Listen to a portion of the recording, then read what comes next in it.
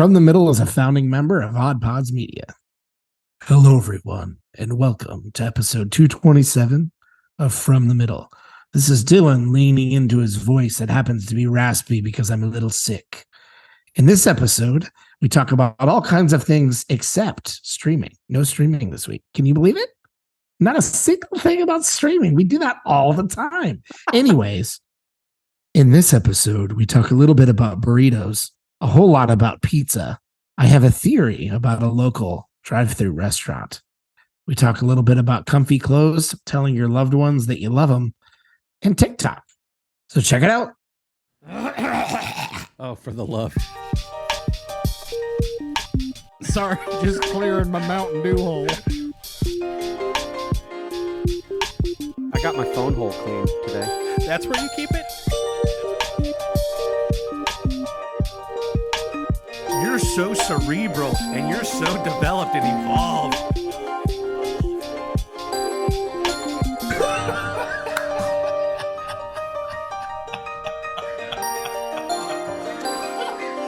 From the Middle after dark over here. Guys, we got a problem. Just one? Well, many. I've got 99 problems. But But at what least I'm they speak- won. But what I'm speaking about right now is we've discussed on the podcast that we have a note.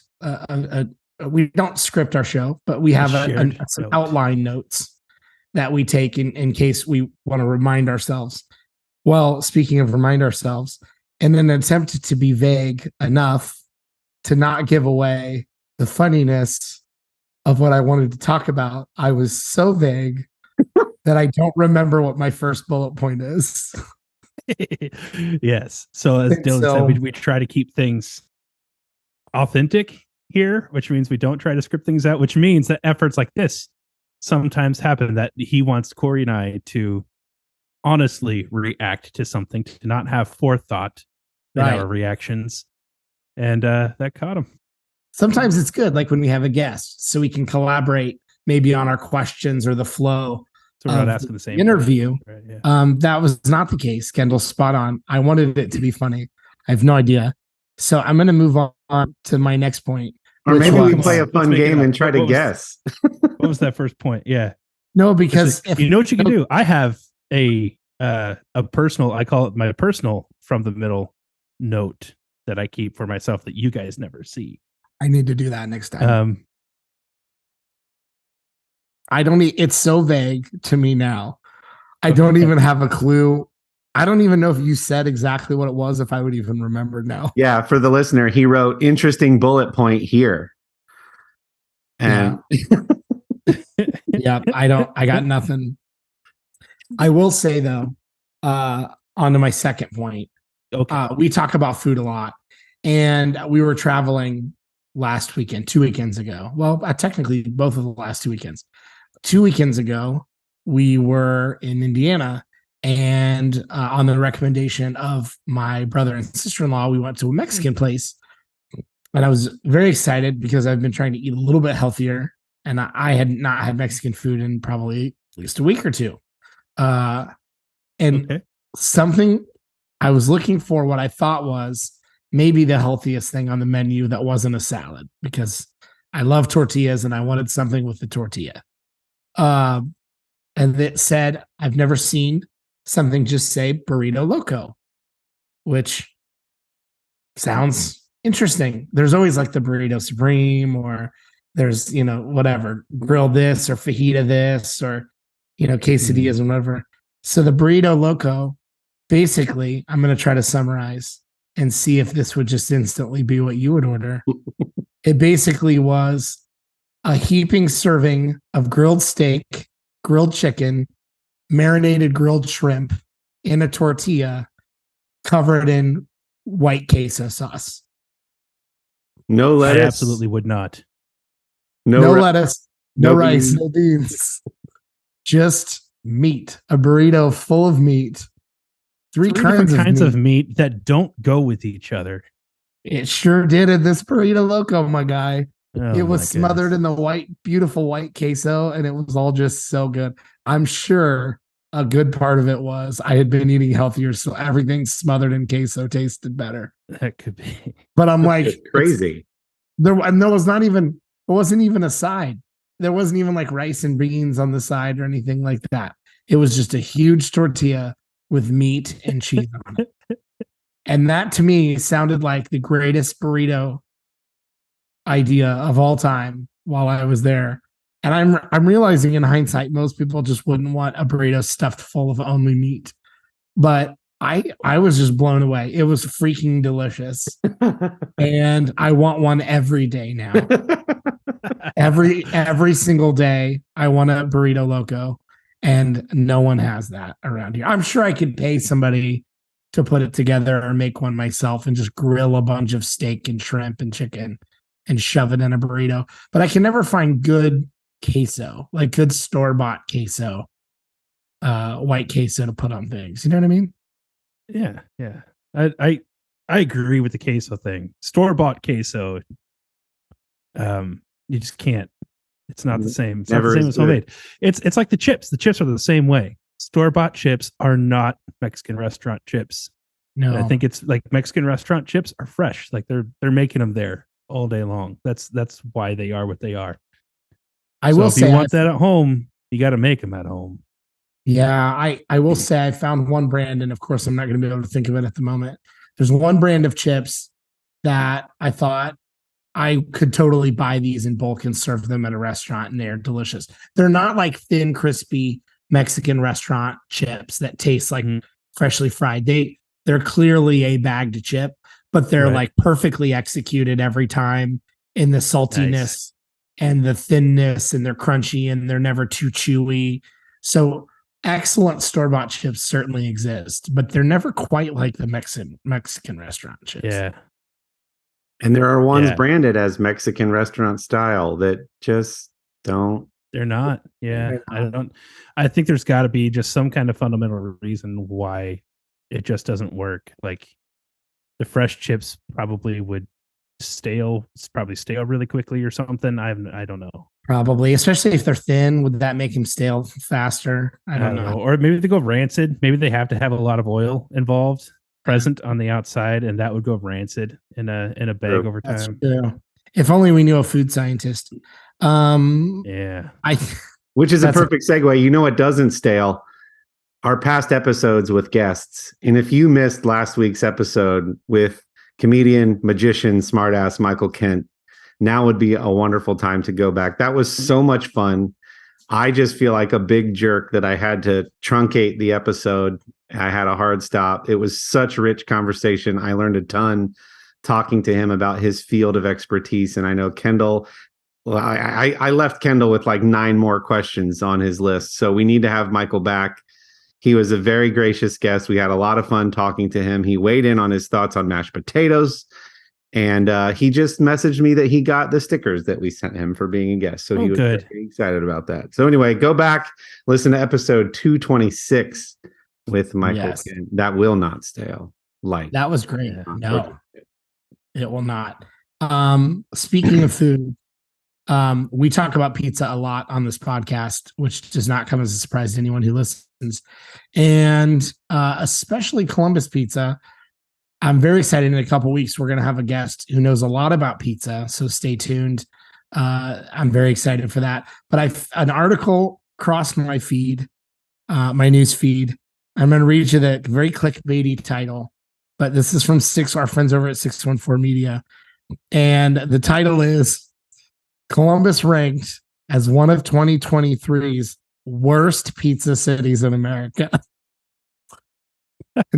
This is something we've talked about at length about Columbus, quote, Columbus style pizza being thin, crispy, party cut style, tons of toppings, but kind of cracker crust, heavy toppings, but thin cracker crust type pizza. It's not for everybody. Certainly not for me.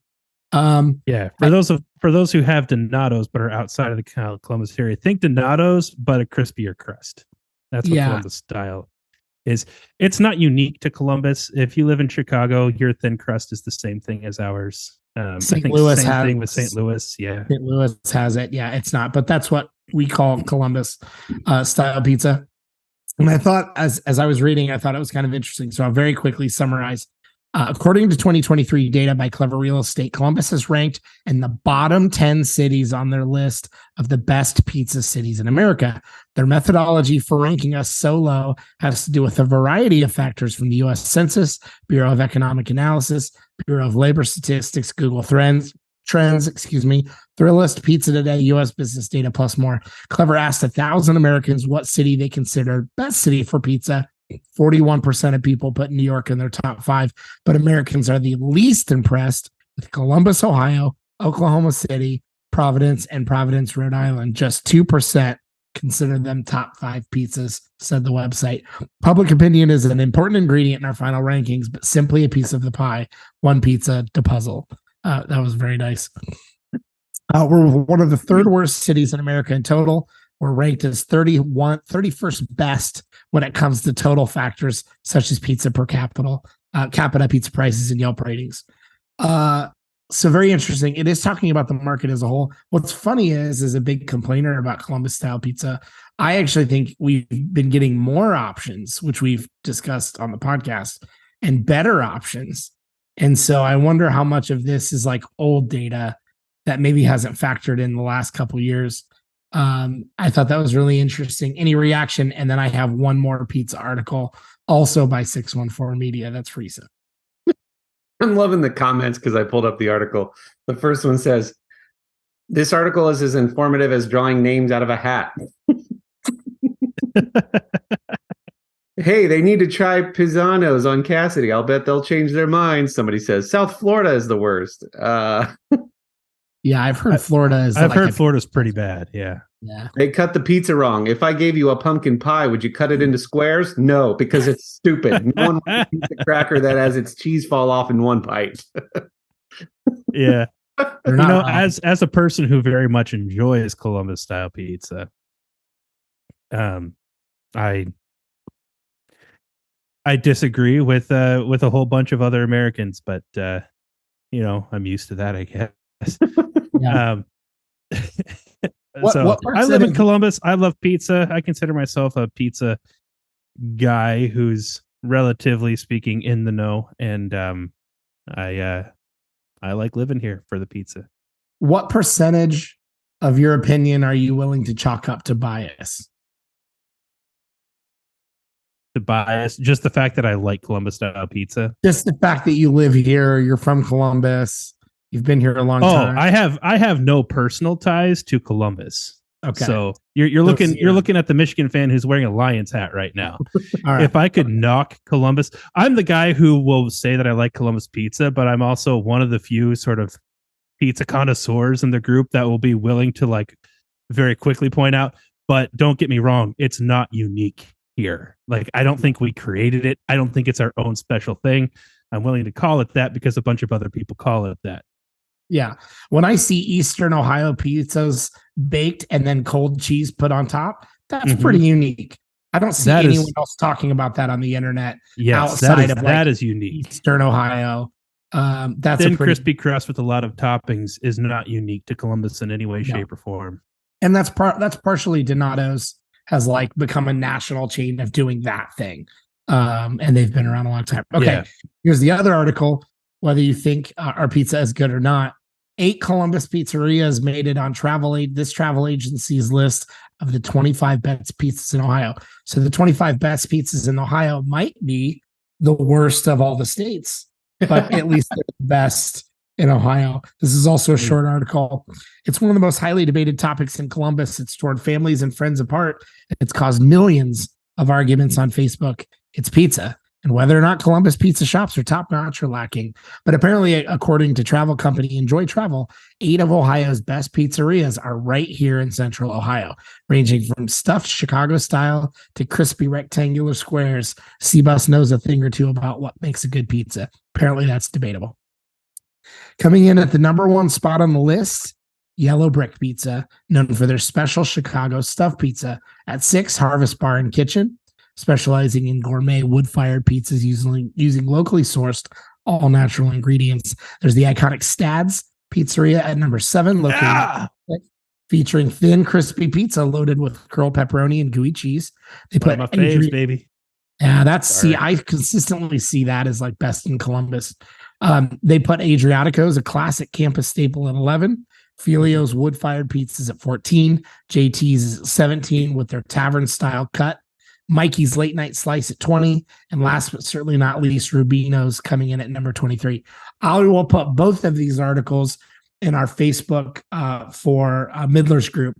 So go check those out, as well as another article I found on some of the fast food apps. But I thought this was interesting because this definitely, for Columbus having a type, this list is all over the place for kinds of pizza.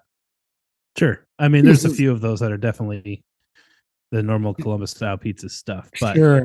Yeah, but some of these are wood fired, some are yeah, stuffed, some are hand tossed, some are thin. and really like Yellow Brick. Yellow Brick does it all. Yeah. They're a We Master All styles kind of place. That's awesome. So really interesting. Couple Columbus Pizza articles to start warming up our oven for our guests in a couple weeks. So I thought I'd share those with you guys. Oh, Right there's on. a little hint. That's exciting. Can you tell us more? Or are you gonna keep it close to the old chest? We have had some great pizza and food themed guests on here. This is not a guest who's coming back for a second time. This is a new guest with a hot Central Ohio shop, and very excited. I personally find that it's one of my local favorites, in spite of it not being my preferred style of crust, which was much like some of our other guests. And so I know Corey's had it before. He's sampled it a few different times, and we'll have to have Kendall try it too. But very excited. I'll just say that. Okay, it's in 2 weeks, not next week. Couple weeks, 229 should be the episode. All right. Sounds good. Looking forward to it. Kendall, what's up with you, dude? Tell you what, so I just got back this evening from the first Halloween thing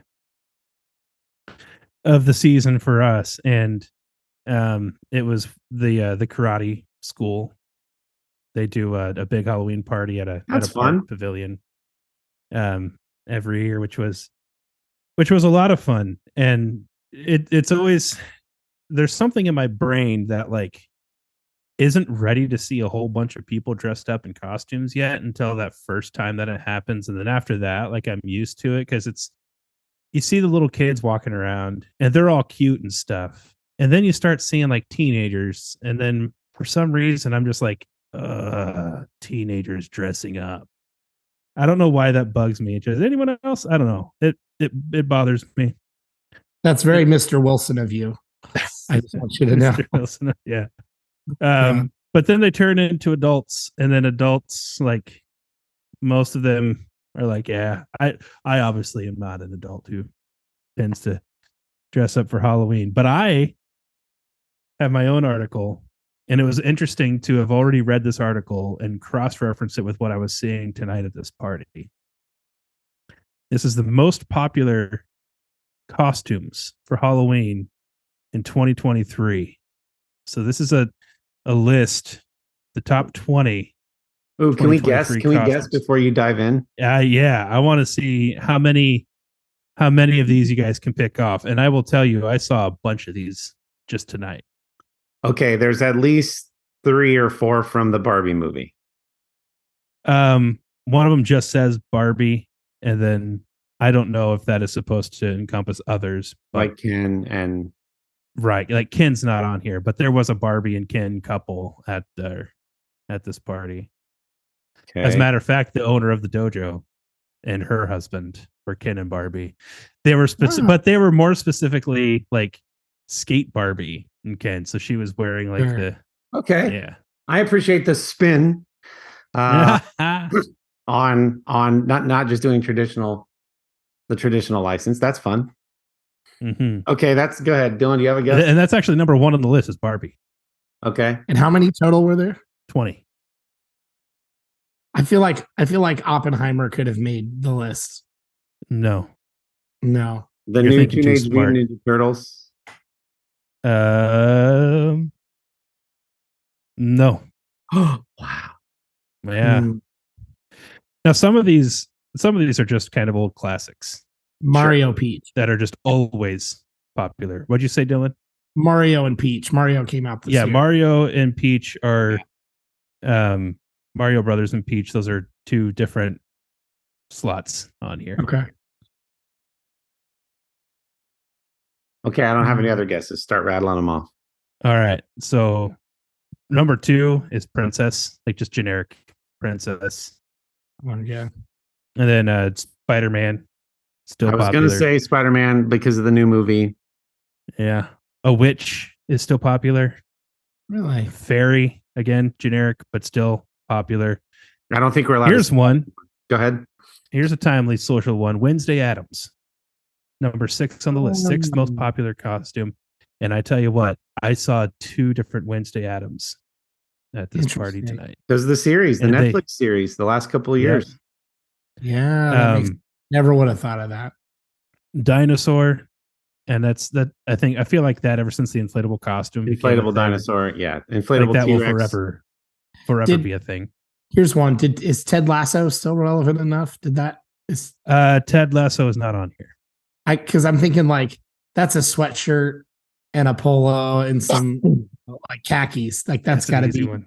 an easy one. Okay. Donald Trump on the list? No. So I want to tell you one of the things that people are encouraged to do, try to do a family costume kind of thing, which we've never done.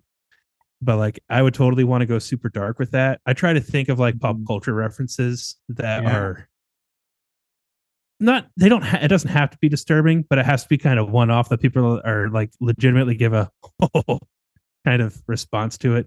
Hmm. And I don't even know if I should say what I suggested to my wife, but Let's hear it. Yeah, I have to know.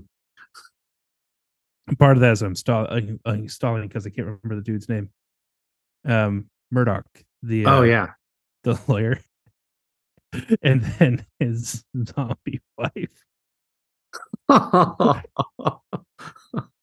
Oh, Because I'm also trying to think of like who could I relatively realistically make myself dress up as, like a pale, oversized white guy. And Alex Murdaugh would be one of those options for me. That was like such- Drew Carey would be an option for me. I could do that. that's a deep Um, cut Yeah. So I would need to borrow Dylan's glasses. for sure. Number 8, Cowboy. Number 9, Ninja. This I don't like this. Number 10 is Bunny. Number 11 is Rabbit. Oh, that's annoying. That's stupid. That's the same thing. I don't trust the whole list now Well, because you put Bunny as. Oh, there's got to be somebody from Yellowstone. yeah. I'm wondering if maybe Bunny is supposed to like be like Playboy Bunny. Playboy 'cause I Bunny. feel like that's probably a popular one. Yeah. Number 13 was Princess Peach. Then we have Clown, and we have Pumpkin, we have Batman, we have Little Mermaid, Yep. and then Makes- Cheerleader, Ghost, and Bear. Number 20. I can't Cocaine figure- Bear. Cocaine Bear. Cocaine Bear. That just hit me. That's why. Cocaine Bear. Yep. Just put some white powder under the snout for For effect. some I- reason, when I think of Cocaine Bear, I think of the. You guys remember Conan? Oh, yeah. Yeah.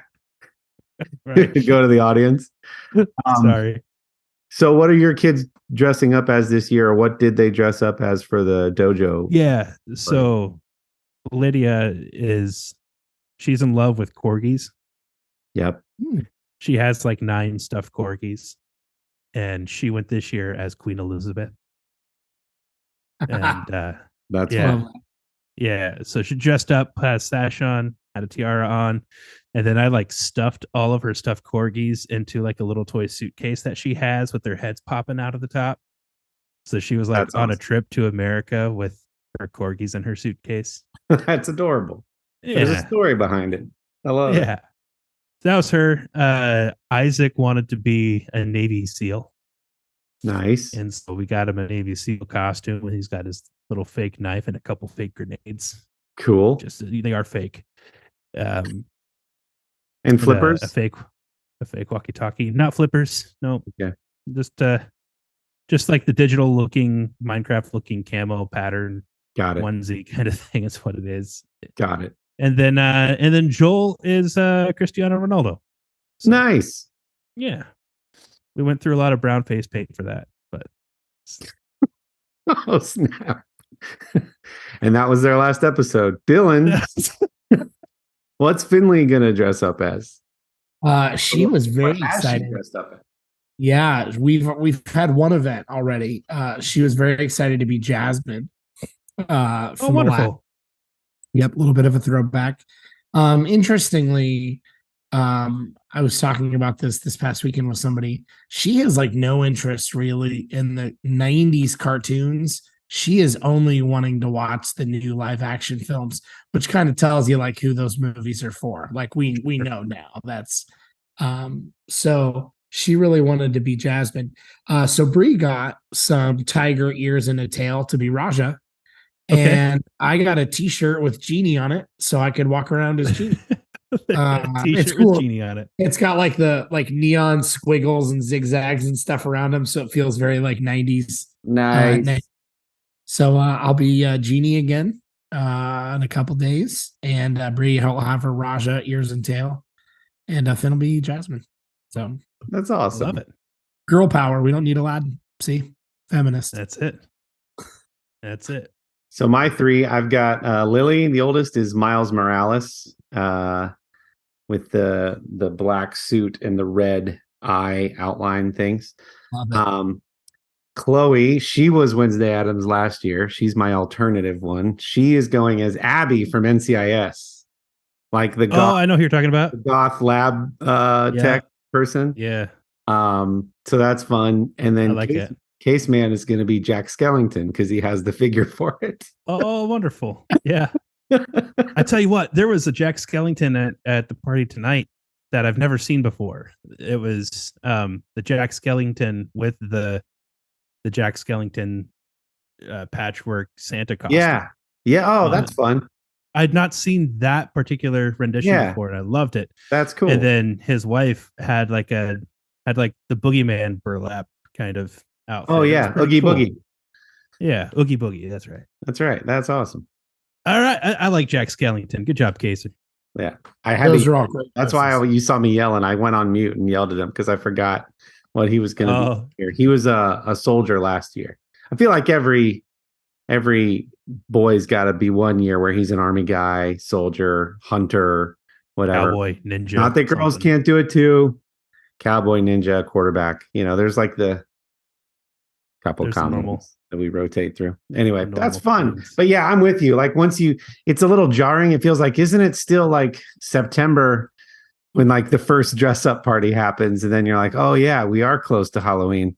And I think we've talked about this on the podcast before when you're doing the community trick or treats, how annoying it is when there's like one kid who just put a pillow sheet over his head and he's like 16 or 17 and he's taking candy from you're like, come on, man. Yeah. Lame. But honestly, where we live, specifically within our neighborhood, for some reason we tend to be a house that gets hit on the way in to the neighborhood, but then it dies. We don't Okay. see anybody for like it dies much quicker for our street. I don't know exactly why that is. Hmm. But the only people who come by late tend to be the teenagers. Mm. And like, we always overbuy candy. So we're able to they get really lucky. At that point, they can have it, right? Because like At that the point little when kids it's have like already been served. when it's like 5 minutes after like that it's supposed to be and our doorbell rings, that person is probably just getting the rest of it dumped into their bag. Yeah. So Well, this feels like a great spot to take a quick break and hear some words from some of our friends in Odd Pods Media.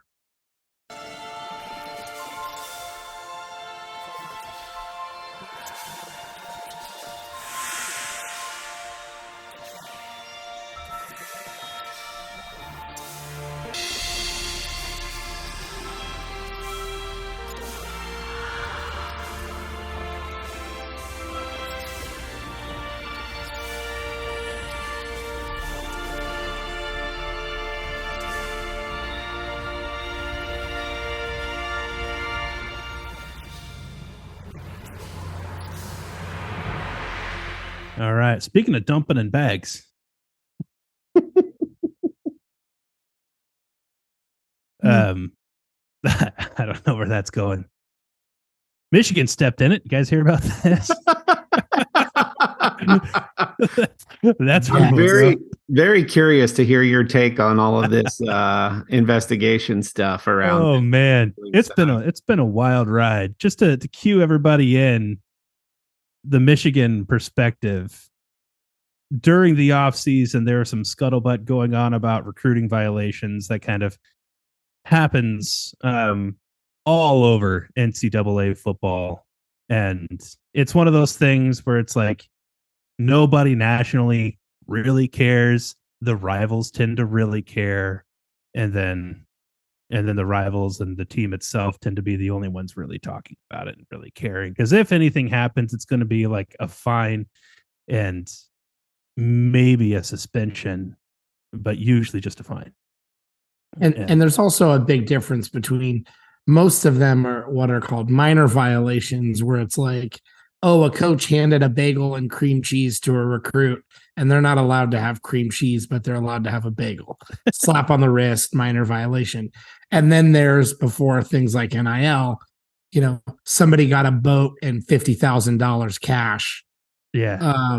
That would be a major violation. Exactly. So there's some of that stuff that you just have to deal with where it's like there are some things that used to be okay, now all of a sudden aren't. And then there's things that used to not be okay, but now they are. And now you just have to deal with the fact that you're on the wrong side of that line. And so Michigan fans have always kind of felt since then that the NCAA kind of had a target on Harbaugh's back for various reasons. Harbaugh has been one of the more outspoken guys who sort of got NIL going. He was one of the insider programs to one of the few coaches to come out very publicly and say, yeah, I mean, I think we should be paying players. Like, it makes sense to me that these guys would be making money. I don't know why it doesn't make sense. And then even recently, within the past couple of weeks, he's been talking about how he thinks players should be sharing on TV deals and those kinds of things. He was one of the guys who was all for the transfer portal early on. And it's not just that his hand has been up as a yay vote. It's that he's been creating sound bites for these things.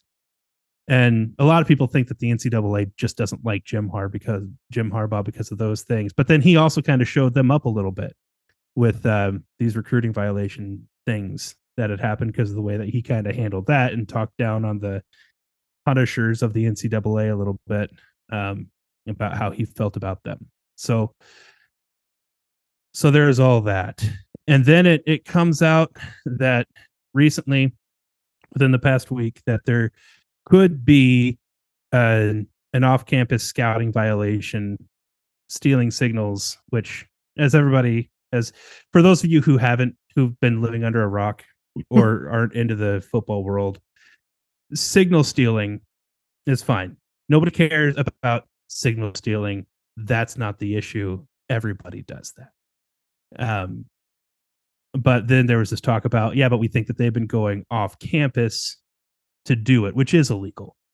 There is a guideline, a rule from the NCAA that came through in 1994 that outlawed that. Before that, it was okay. After 1994, it wasn't okay. High school teams are doing this. NFL teams are doing this. Other sports in the NCAA are doing this. But specifically, NCAA college football is not allowed to do this. And it was made a rule for cost-saving purposes, especially for smaller universities who couldn't afford necessarily to send a team of people out to opposing games all season long. So that's the rundown there. But there was no evidence. And so it kind of looked like, from a Michigan fan's perspective, oh, great, this is the NCAA just trying to do what they did to Pete Carroll at USC. They're just trying to get on his back and pile on until he leaves, which is what happened to Pete Carroll. And then actual evidence gets leaked. Meanwhile, Michigan can't defend themselves in any of this stuff because there's bylaws saying that they cannot speak publicly about these investigations. Meanwhile, the NCAA is openly leaking this stuff out. But in any case, it looks like they have evidence of a staffer, not a coach, but a low-level staffer who was hired on in 2022 to be an analyst, essentially, and he has purchased 30 tickets for 11 different Big Ten stadiums over the course of the past couple of years, and has been sending other people to these games to scout signals. And that's the illegal thing that Michigan has been accused of, is that. So all of that being said, since that evidence has dropped, my general take on it as a Michigan fan is, I mean, if Michigan, if all of this pans out and that evidence is true and Michigan is accused of doing this off-field scouting kind of thing, Michigan should get punished for it. We don't know what that punishment should look like. My guess is that it would be pretty harsh, specifically on Jim Harbaugh. But I mean, as long as it fits the crime, I'd be okay with the punishment. As far as wins and losses, do I think it has affected much? The answer to that is no. I don't think that that's why Michigan has been winning at all.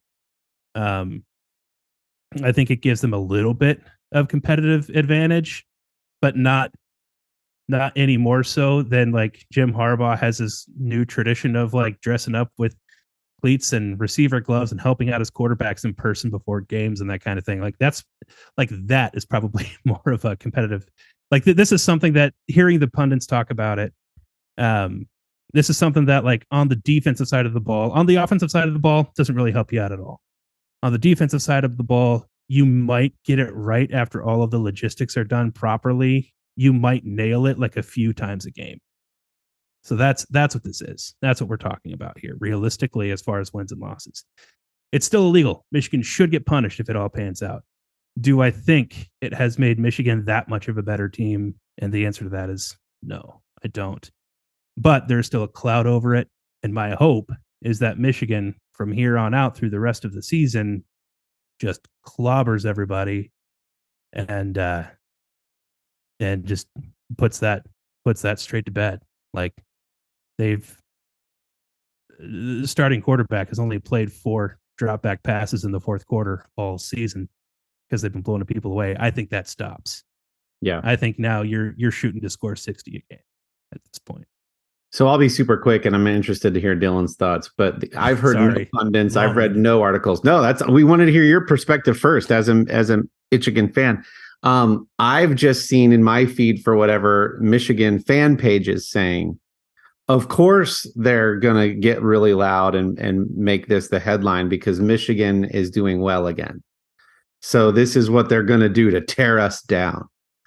Everybody does this. Everybody knows that everybody does this. We don't know. I mean, it wouldn't be surprised to find out that they do, but the point is Michigan got caught. And these are laughable headlines. They're only talking about it because we're gaining traction again and we're starting to find our footing as a team again. So that's the only thing I've read. I'd be interested in your thoughts on that. I really don't have a ton because there's so many variables in a game. Like, you know, if what Kendall said is like, it really could only maybe make an impact a couple plays a game. A couple plays a game is still enough to change momentum and change the tide of a game. So it's not like it's a total non-story. However, everyone does it while a game is going on. And anyone can do it with media footage and stuff. I mean, think about all the pictures and video that's available from a game. You wouldn't even have to go to a game. And if you had video and photos of a sideline and what pictures were being held up from the camera and then saw what play was played, you could piece it together from watching footage on TV, let alone, but you don't get every play though. Yeah, right. So is there an advantage to having somebody in the stands on the 50-yard line, a few rows up with a camera? Yes. Is it a massive advantage? No. I think there's far more of an advantage just to being Michigan and Ohio State in recruiting and resources and number of coaches and pay and salary. And I think all of that is worth far more in competitive advantage than somebody trying to figure out play calling. But sure, it could in a tight game. If you get a couple of them really right, a couple plays in a tight game, sure, it could swing things. Which, by the way, like common practice before a big game, part of the game prep for the coaches and the players is to switch up your signals. Yeah. Before a big game. If you do that, if you switch your signals before you play Michigan, it's fixed. It's done. Or what somebody suggested that I think would be cool. Don't change any of your signals except for your biggest plays in the tightest situations, and then change the signal so that they have it totally wrong at the biggest moment. Here's a dumb question for more comedic purposes. Are they talking about the signs that are like picture of a banjo, picture of a Kit Kat bar, picture of Steve Harvey? Could be.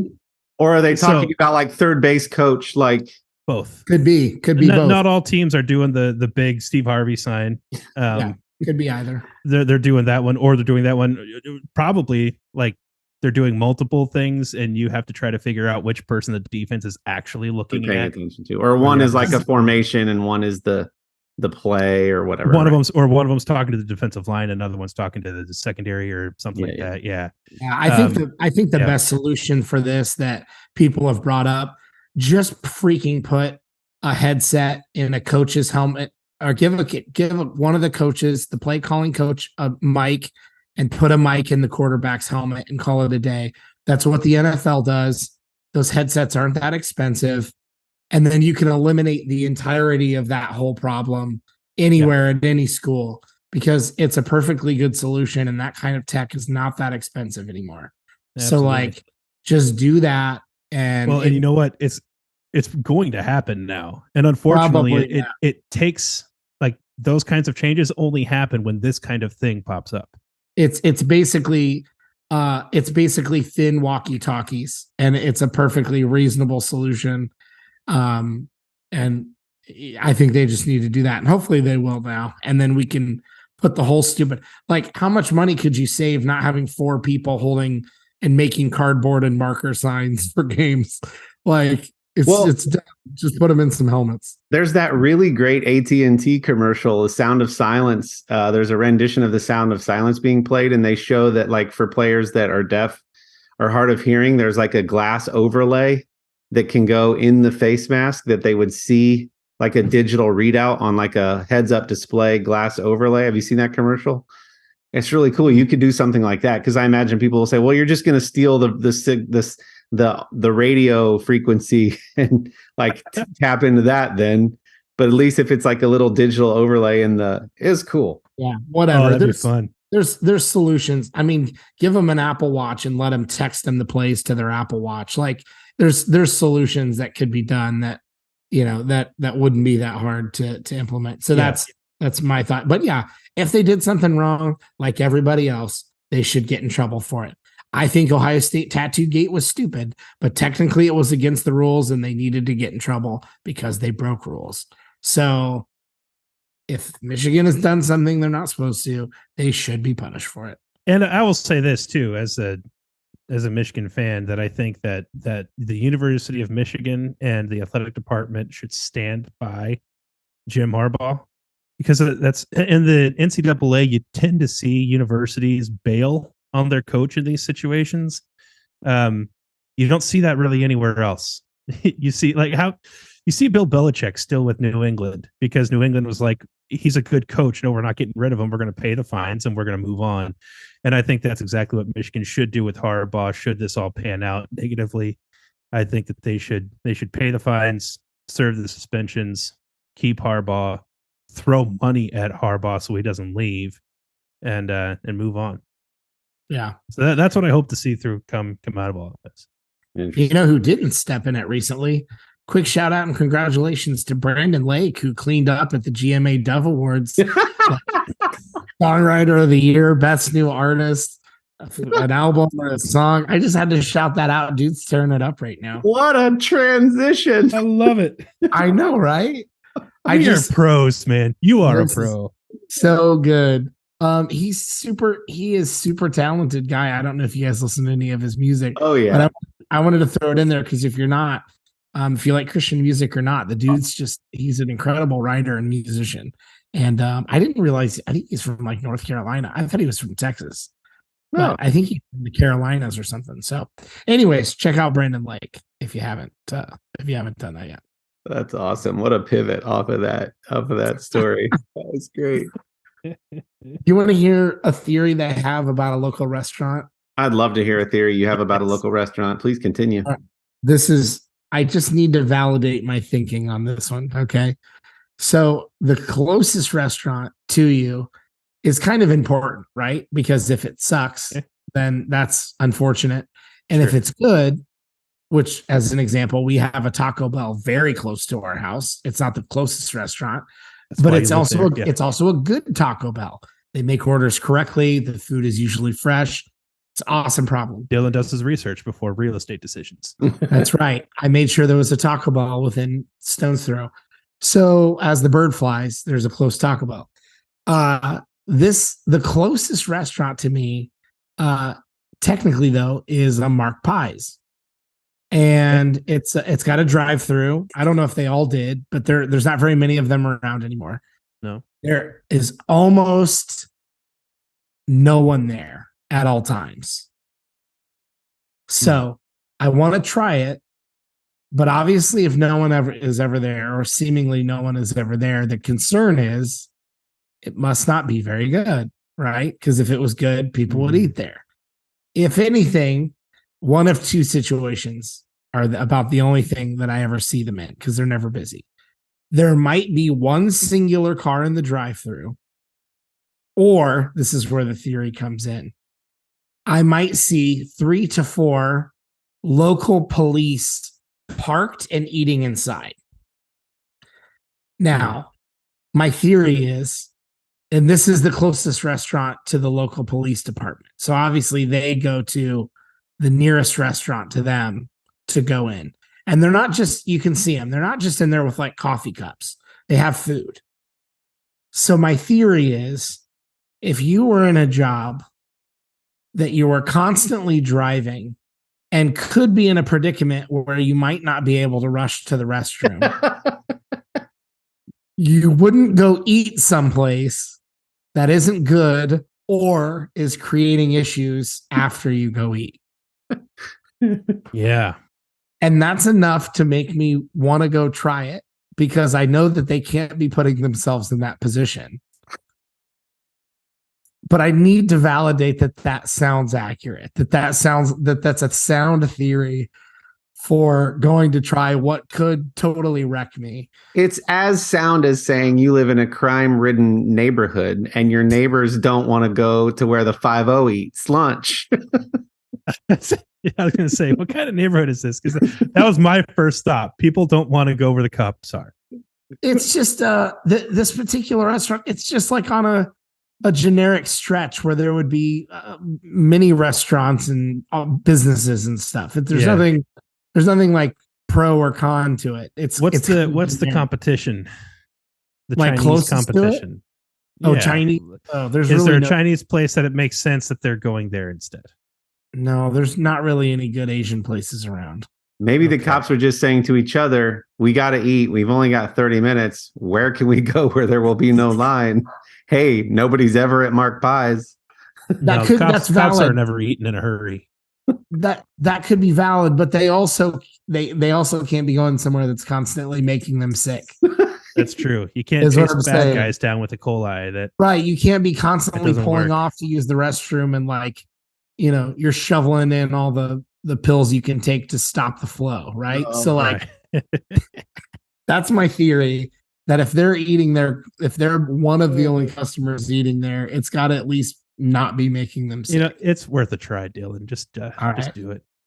I just You've felt got like you've got to report back. I mean, the worst that's going to happen is you're going to have a cleanse. and food poisoning for days. I mean, It's not AKA like I'm gonna. Clint's. It's not like I'm gonna go in there for a burrito loco loaded with shrimp. This is gonna be like, let's get rice and some chicken. You're trying Those to people make pay it. healthier food choices for a reason. So go get Listen. yourself. Kelly Kapoor gave herself a tapeworm. That's true. Mhm. Okay. There's people paying MLMs perfectly good money just to make themselves poop a lot. So That's true. All right. That feels like enough confirmation that next time I've got a lunch, I can just go. I'm just going to go through the drive through and try it. I mean, do it on like a Friday. Or I you was feel like thinking you've got the Monday. next Then day if I off. get sick, I can miss There you work. go. You want the excuse. Yeah, nice. I Do want it the, at March hey, I've got Madness. food Treat it like a poisoning. vasectomy. do it at March Madness. All right. I'll Day let you before know. March Madness. Now yeah. you know you have to do this, right? Like I know. as early as Monday. Well, I don't know about that quickly, but I'm going to certainly go try it at some point. So anyways, thanks for weighing in. I don't feel any better, but I do feel like I have to do it now. So I think that's valid. Speaking of eating out a lot, do you feel like clothes are getting a lot stretchier and comfier? I hope so. The clothes I'm wearing are. I don't know if You remember- but if that's because I'm picking things accordingly or You're like shopping what? in the stretchy section. Do you feel- I buy stretchy clothes. Yeah. I remember there was no comfort to anything we wore as kids, right? I'm remembering that accurately. There was nothing. I don't mean the stuff. I don't mean the athletic shorts you could throw on to play. I mean anything that you would have worn to church or school or out to a nice dinner. None of that was comfortable. Am I remembering accurately? Is I think that so? I think a great example is something as simple as a graphic tee. It like revolutionized the t-shirt market 5-10 years ago when they started coming out with those really lightweight, Pima cotton? soft t-shirts, and you actually wanted graphic tees. There was a day when you felt like they put starch in them. Like, why am I Right. wearing this boxy, starchy, hard? Why is cotton hard? Graphic Like tee. Yeah. you never And people want to would wash starch your their jeans. clothes. Like I don't know anybody who did this, but you could buy the stuff to like re-starch it when the starch wears Yeah. out. Why? I mean, I understand on a dress shirt or something, you want it to be nice and the collar and everything to look nice. I remember jeans not wanting to wash them unless I had to, because once you wore them once or twice, they were finally kind of soft and broken in a little bit. And now, like, I went and bought jeans not long ago, and the inside, like everything's stretchy on them, which is awesome. They look like normal jeans, but they're stretchy. There's a band on the inside that helps cut down the belt from like digging in if you're like sitting or in a weird position. So not only is it stretchy, but it's like softer around the belt area. And I put them on and I felt like I was kind of wearing like a like the nice airy golf pants, like when you buy a nice pair of like golf pants or something, khakis. That's another example. All the golfing clothes, it's like dry fit polos, stretchy khaki pants, everything breathes, air flows right through it. I don't know. This just feels like a Fabletics, like we've got the like stretchy ultra comfort. Listen, we're in an American market, and if there's one thing that's true about the American populace, that we're a little softer around the edges than most other nations, and so it would make sense that our clothes are designed for function over form. Mm-hmm. Exactly. The geometry is a little more fluid with the body type that has excess.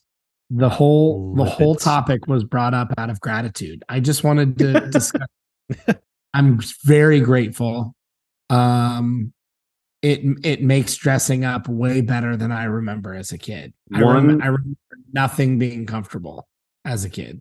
One of the few countries where you can buy Mountain Dew makes comfortable clothing. That's funny. Mm-hmm. Yeah, there we go. Everything is dry fit. Everything is Pima cotton. Everything has stretch. Thank you, manufacturers. You get me. Is where I'm going. That's it. Oh, that's fun. You had some hot button topics this episode, my man. I Good did. job, Well, Dylan. This was sometimes when we have guests, there's a little breather to like have a few topics prepared as long as you can remember them. And I was ready. I was prepared. I did homework. We're going to come back to that first one at some point. Yeah, I'm gonna just leave that note on there until I remember what that is, and that might never happen. But Report back in the same time that you report back what happened at Mark Pies. I've got a few things on the shared note, but mine are more serious, and I don't want to bring down. So Kendall, I feel like you should do yours. We'll close it out, and I'll save mine for next week. I had one on there, huh? Yeah, about TikTok. Hey, no, yeah, that was I downloaded TikTok yesterday. Something that I swore to myself I would never ever do. yeah, China's got you now. But yep, I'm Chinese now. And by Chinese, I mean I belong to the Chinese now. Not how that works. That's how that Not in the same episode that you talked about using brown face paint. No, that's I didn't. My kid. Anyway. And it was a joke. That's important to remember, everybody. This is a comedy podcast. How have you found the TikToks? Sorry, I forgot what I was talking about.